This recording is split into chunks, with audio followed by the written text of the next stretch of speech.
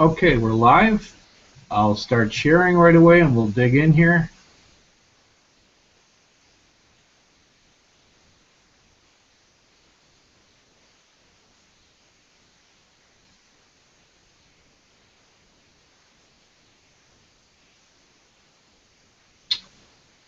And I'll present to everyone. Okay, so you guys should be seeing my screen. As always, let me know if you have some questions. And you can use the chat, the group chat. You want to send me a text. Any one of those is fine. So it's been a little while since we did this, and I don't believe I don't know, I can't remember if I showed you what the assignment was or not. But anyway, I'm going to do a little bit of repetition because of the, the fact that it's been a while since we've had class. So the lesson, as you recall, was 2.7 implicit differentiation.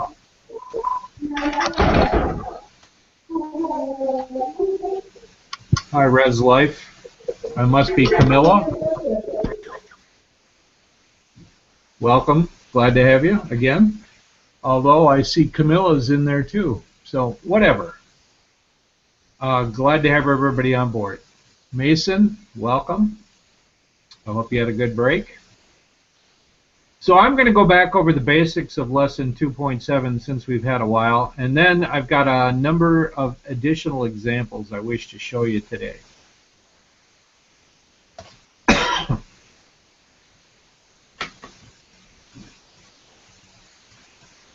So if you remember last time, we talked about the fact that sometimes algebraically you simply cannot get y by itself. This is an example of such a problem. We looked at this last time.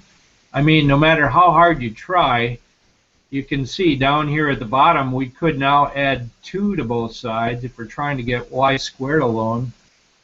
But and then you could, add 2 to both. Then you could take the square root. But the problem is we got a y on both sides, so we never really were able to isolate y. And when it comes to derivatives, we learned that, you know what, that's okay. We can still take a derivative. And we learned this notation, put brackets around the whole thing, say, and this, excuse me, this right here says, yeah, let's take a derivative of the whole thing, and you have to decide the derivative is with respect to what you must pick, and that's always going to be x for us. So even though we have both x and y for variables, you must choose which variable you're going to differentiate with respect to. So we're differentiating with respect to x. So all the x guys, we know how to handle them. The x squared just becomes 2x by the power rule. When you do a negative 2y cubed, you can start by doing the power rule, bring the 3 down, and 3 times negative 2 is negative 6. Reduce the power by 1, but because y is not what we're differentiating with respect to, we must also do the chain rule. And that's why the y prime, or dy dx, I could have put there. And then with the next term is 4y. Using the power rule, it's just 4, but then because y is not x, I have to do the chain rule again, and the derivative of a constant is 0. Anyway, and then if you recall, what we did is we tried to get the dy dx, or the y prime, by itself, and so what we needed to do on this left side is to factor out. So we do algebra, get that y prime factored out. And then once we had that, pretty easy, just divide both sides by the quantity negative 6y squared plus 4. So what we had to do is get used to the fact that we're actually going to get a derivative that has not just an x in it now. It's going to it may have x's and y's in it. Okay? By the way, they're finishing up my roof finally, so you'll still hear a little bit of pounding maybe. on the audio. Sorry about that. This should be the last time. Just the finishing touches now. Glad my house is now protected. We did example 3. I'm just going to quickly look at it again since we've already done this. You probably have this in your notes already. But example 3 in the book says, find the slope of a graph implicitly. So in addition to finding the derivative, like we do right here on the top right, we need to, once we get the derivative at the point, which is listed over here, that's the point. So once you find the derivative at that point, then we'll know the slope of the tangent line, and then we can do the y equals mx plus b thing. So over here, we take the derivative, 2x. Then we also do the power rule on 4y squared, but because it's not x, I have to do the chain rule, times dy dx equals 0. Now the algebraic goal is to get dy dx by itself. So we subtracted 2x from both sides. And then I want to get the last step down below my red line there is I want to get dy dx by itself, so I divide both sides by 8y. I can do a little canceling with the 2 and the 8, and we get this for our general derivative. Now it's time to plug in this point up here, that same one we talked about earlier. So now we have to plug in for x the square root of 2, and for y negative 1 over the square root of 2, and we come up with 1/2. So now we know the slope of our line, and then from here on down, that's old stuff. Plug in your, pick. We only have one point this time, square root of 2 comma negative 1 over the square root of 2. And so we have to do the algebra to find b. I find b, and then, okay, we got our equation. Okay, quick review on that one. And then, of course, this works out beautifully, because if you show the graph and you show the tangent line, sure enough, the tangent line really is tangent at that point. And so it's kind of nice to go to the to Desmos or some graphical device to do some checking. And one of the examples we're going to do today, they ask us to go to a graphing utility to check our work. So we will do that. So here from the book on page 149, last time we pointed this out, there are basically 4 steps to do this implicit derivative. So we differentiate both sides, and again I emphasize you got to do it with respect to something, and that's going to be x for us. Okay, so whenever you do a non-x term, you must use the chain rule. After you've done all of that differentiating, basically number 3 says, factor the dy dx out of the terms, and that will allow you to solve for dy dx, which is in step 4. Okay, so you all know, I think you know that process, but anyway, it's highlighted for you on page 149 of your books. Here's just another example. We can't solve this for y, but we can differentiate it. Well, actually, this one you can solve for y, but and you're going to, by the way, there's a couple, so this one could have been done either way. And you're going to see there's a problem today that's coming up in the examples for the assignment where they purposely want you to differentiate it the old way and the implicit way and show that they agree. We will, I don't remember which one, but we'll do that. Okay, this one we went through last time too. It's example 4. It's actually in your books on page 150. So here's our big old long function, bunch of terms. We differentiate. Anything non-x, we have to do the chain rule on. So you notice I had to do it here because 3y squared, it was a y guy, so I had to do that. Likewise, 2y, chain rule again. -5, that's the derivative, but again, because it was a y guy, I got to do the chain rule.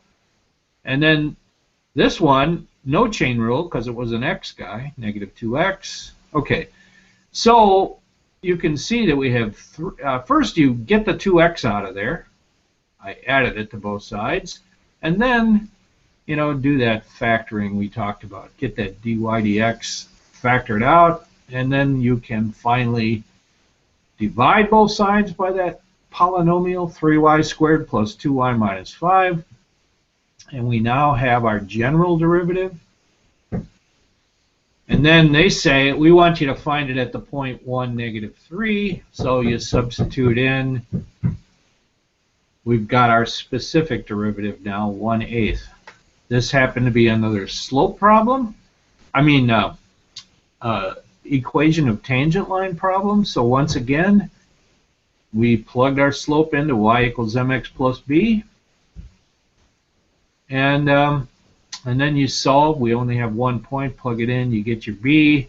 And then just write the equation with both the slope and the y-intercept in it. That's review. Okay. Yeah, here's what that one looks like. Rather exotic graph. And sure enough, the tangent line really is a tangent line. It just barely kisses the original graph at the point 1, -3 that we were working on. So it worked beautifully. I think this is the last one I did with you in class last time, so I'll just go over this one kind of quickly, and then I've got some new examples for you. So number 10, this is on the assignment now, page 152. It says find dy dx. So here I did a little bit of algebra first. I got this denominator out of there by multiplying both sides of the equation by y minus x, and that gave me this. Now we're nicely set up for an implicit differentiation. Find the derivative with respect to x. So we start with the product rule. Be careful, you know, when you're doing this one right here, x times y. So the first times the derivative of the second, and it's an easy derivative for y, 1, but chain rule because it's not x, plus the second times the derivative of the first. We don't need a chain rule. Yeah, we do need, I got to think here. Oh yeah, that's the end. We don't need a chain rule over there. So now we've finished the product rule. Now we have to go on to this guy. And so simple power rule, -2y, but because it's y, we have to do the chain rule. Equals, other side, derivative of y is 1, but because it's y, we got to do the chain rule. And then minus a simple derivative of a 1. So we've got all these dy dx terms. We need to get them by themselves. So what I did is I subtracted this one from both sides to bring it to the left. I brought it over right here. And then I got the plus y term out of there by subtracting it. That brought it over here.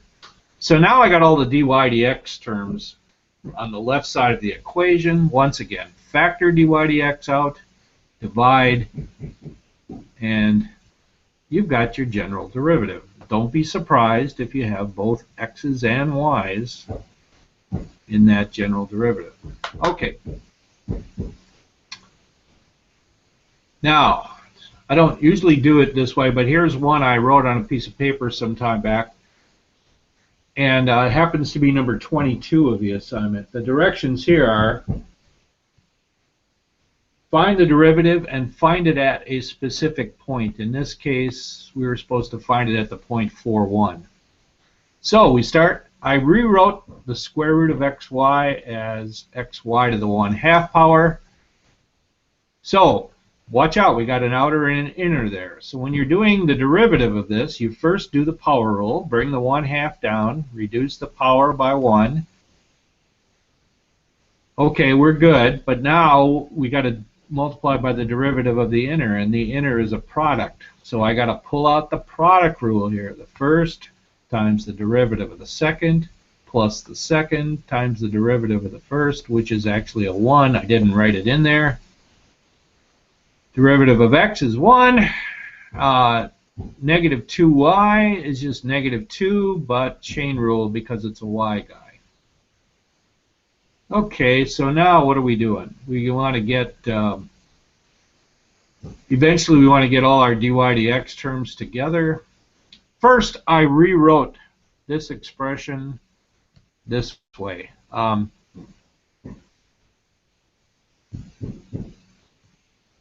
So let me explain. xy to the negative 1/2. It's a 1/2, so it's a root. That's why xy is back under the root. It's downstairs because of the negative. We got the 1/2 for the 1/2, and this x comes from over here. That's where that x comes from, and then dy dx. Okay.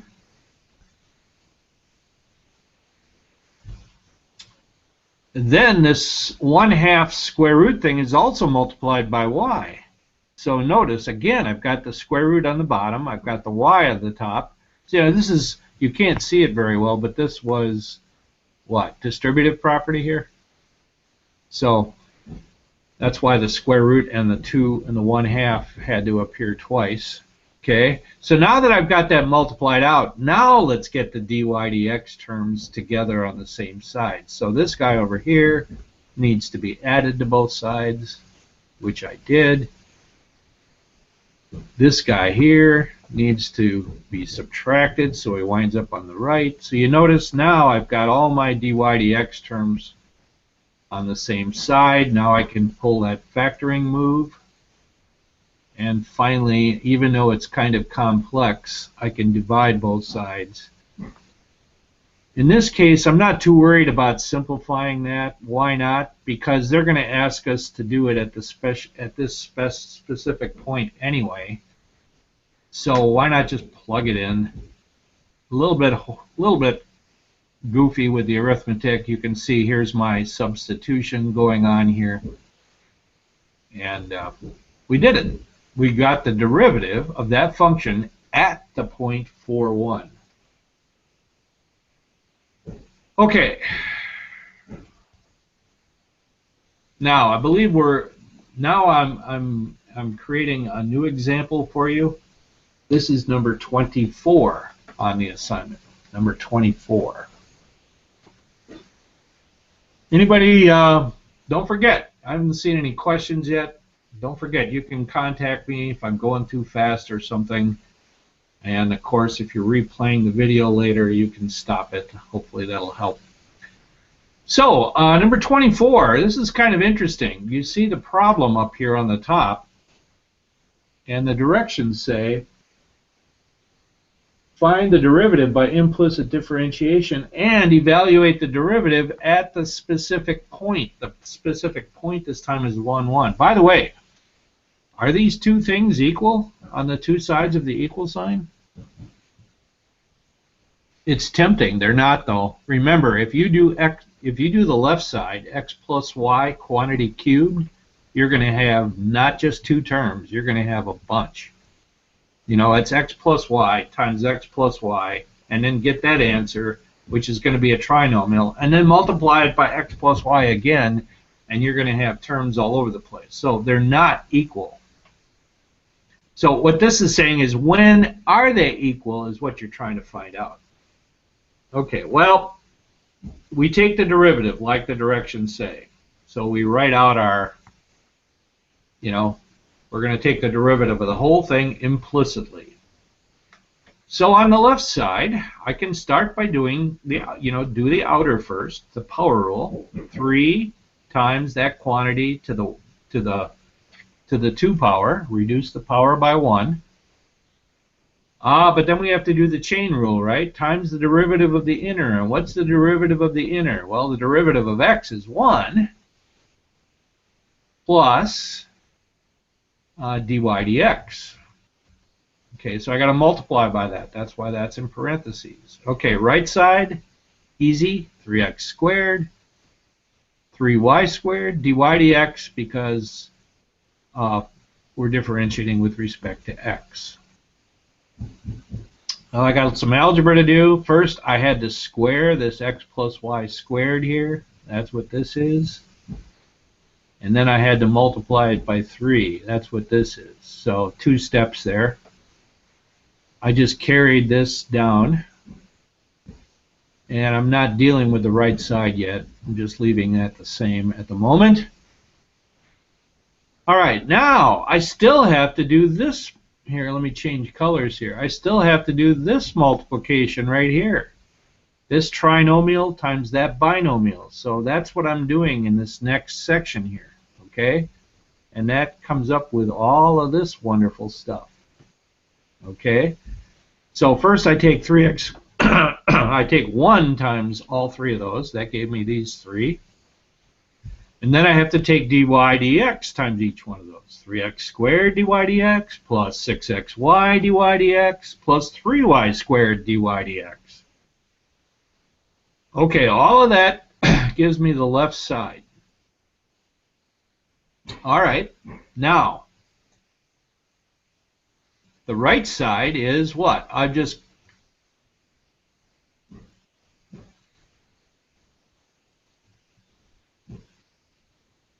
okay, I did a couple things. You notice I had this 3y squared over here. That was in the term. I've just circled it in green. I want that out of there because, let's see. You know, I want to,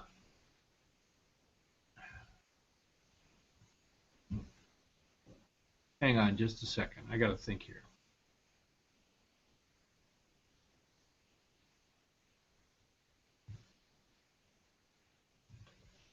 I need to simplify terms. I see that this 3y squared dy dx, which is on the left side, matches with this one. So that's what this red crossing out is. Those two are going to wipe each other out. Okay.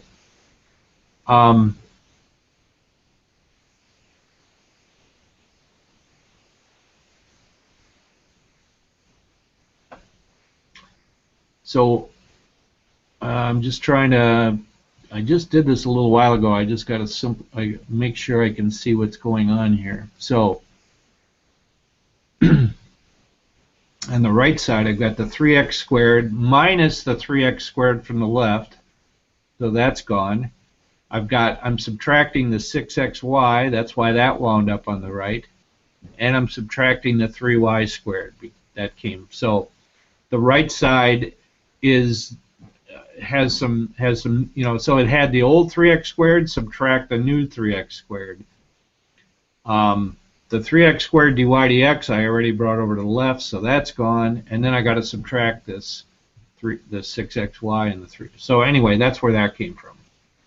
So now I know this is kind of messy because I couldn't write it all on one line, but what's left here on the left? I have these two terms left on the left, and I factored the dy dx out of those. So that's where that comes from. And on the right side, well, these guys wipe each other out. They're gone. All I have left is this negative 6xy minus 3y squared. And so my final step in this derivative is, now I can divide both sides by 3x squared plus 6xy. And here then is my, change back to red here. Here is my general derivative. Excuse me. And then the last step was, they said find the derivative at negative 1, 1. So now it's just a matter of plugging in negative 1 for x and positive 1 for y. after doing the arithmetic, we got it. The derivative of that thing at the point negative 1, 1 is 3. That one took a while to do. It's just a little bit messy. So, okay. Next problem I picked out for you from the assignment is number 30. And if you look in your book, they've got a graph. I don't have the graph up there, but take a look in your book. Number 30, do you see how they have this kind of like a flying gull is what the graph looks like. It's for x squared minus y cubed equals 0. And they're saying, go ahead, find the derivative implicitly, and find the specific derivative at the point which they indicate in the picture, negative 1, 1. Okay, and then verify all of this on some, like Desmos. Or verify it visually. So anyway, here we go. I start taking the derivative implicitly. Easy derivative for x squared, 2x. Negative y cubed is negative 3y squared, but because it's a y, I do need to do the chain rule, dy dx. Derivative of a constant is 0. Okay, you want to eventually solve for dy dx. I added this term, negative 3y squared dy dx, to both sides, giving me this. And then I simply divided both sides by 3y squared. There's my general derivative. And now, find the derivative at the point negative 1, 1, negative 2/3. Now, eyeball this. Go look at the book. You see they sketched in the tangent line for you for number 30? Does it look, first of all, is its slope negative? Yep, going downhill from left to right. And if you check it, negative 2/3 should be the right slope. So visually, it looks like that one went well. Okay. Now I'm going to jump to a new section in your book, number 34. And in this part, what are we supposed to, let me first expose the problem. Okay, number 34 says, find the derivative implicitly from the function at the top.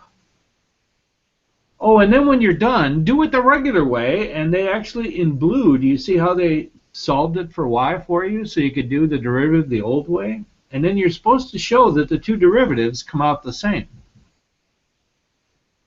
Okay, so in mine, on the left is the implicit, and on the right is the traditional derivative. So on the left, use the full function 4y squared minus x squared equals 7.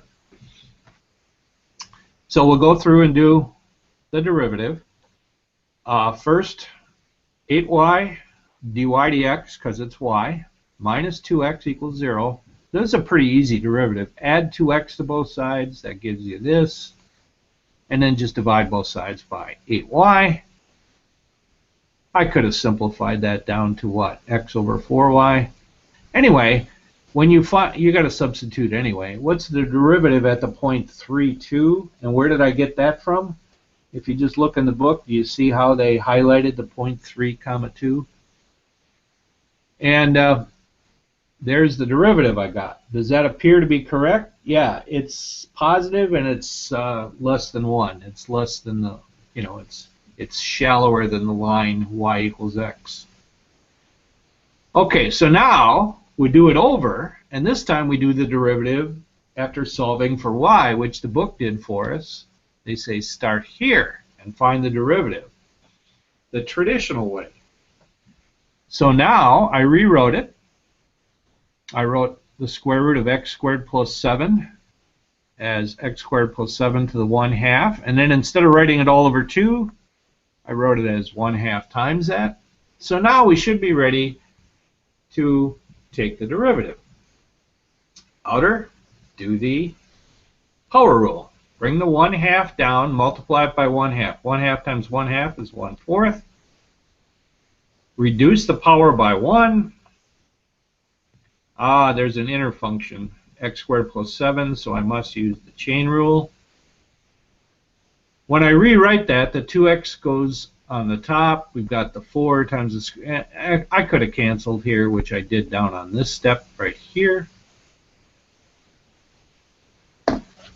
I turned x squared plus 7, put that under a root because it was to the 1/2 power. I put it downstairs because it's a negative 1/2. And then just find f prime at, and you know, with a traditional derivative, you just do it at the x value. Plug in a 3, sure enough. You see how we got the same result here? That's what they wanted you to do, show that. You really do get the same result with implicit and regular differentiation. It's just that usually we can't solve the one equation for y. Well, they did it for us here. So in that section from 31 through 34, that's the idea. They're having you do the two derivatives side by side, and you should see that they agree. A little bit of a fear that I'm going too fast. Don't forget, ask me if you wish. I've got one more for you, and this is number 36 from your book. By the way, now take a peek ahead. The assignment's going to have you stop at 37. So anyway, this is kind of like right to the end now. Let's look at number 36. I'll go back to the assignment in a minute.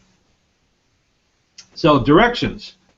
Find the equation of the tangent lines to the graph at the given points. Now I notice this time they gave us 2 points up here. So here's the equation, and they gave us 2 points. So we actually have to find what? Do the y equals mx plus b thing twice after we get done with this. One derivative at the point 0,3 and another derivative at the point 2 comma square root of 5. Okay, so do the derivative implicitly. Derivative of x squared is 2x. That's x, so we're good. We're all done. Derivative of y squared is 2y, but because that's y, we need to do the chain rule and multiply by dy dx. And the derivative of a constant is 0. Okay, this is not very hard. We want to get dy dx by itself, so let's start by getting rid of the 2x. Subtracting 2x from both sides would give us this. And then get dy dx by itself by dividing both sides by 2y. You got negative 2x over 2y. The 2's cancel. There's our general derivative. Okay. That was not very hard. Now, we have to take the 2 points from the top and find the specific derivatives. So first, I guess I shouldn't have gone quite that far. There we go. So first we'll do the derivative at 0,3. Well, when you plug in a 0 for x, you're going to get 0 over 3, which is 0. So there's our first derivative, and in y equals mx plus b form, that looks like that. Well, y equals 0x plus b. If you plug in the point 0,3, you can see the equation is just good old y equals 3. So that one's done. On the second one, we have to do it at the point 2 comma square root 5. So when you plug it in, here's what you get. So now we've got our slope. This one's a little bit messier. Finally, down here is where I found my y-intercept.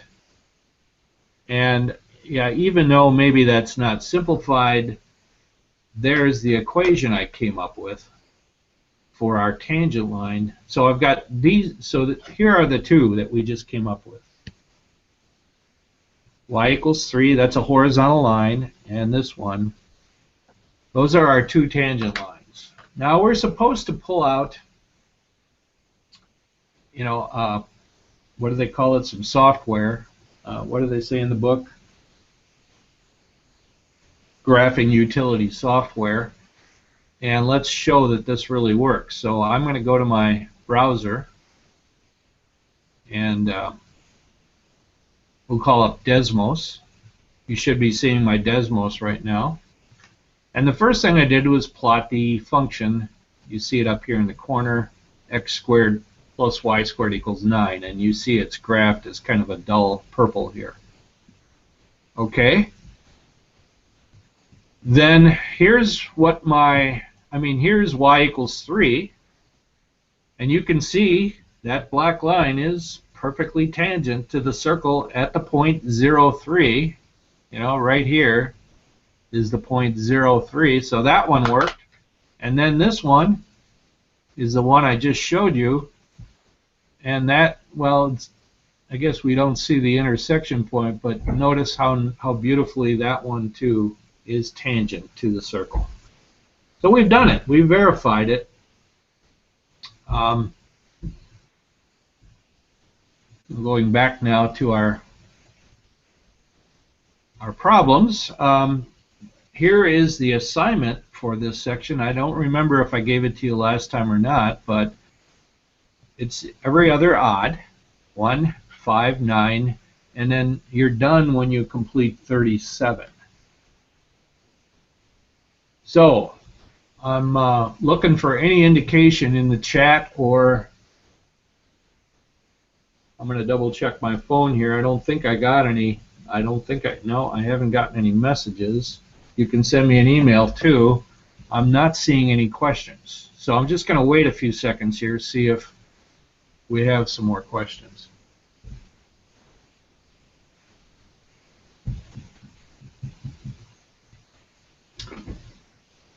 So hopefully what we're headed for then on tomorrow is, well, obviously we'll have time for questions, and then we're going to get to lesson 2.8 on related rates.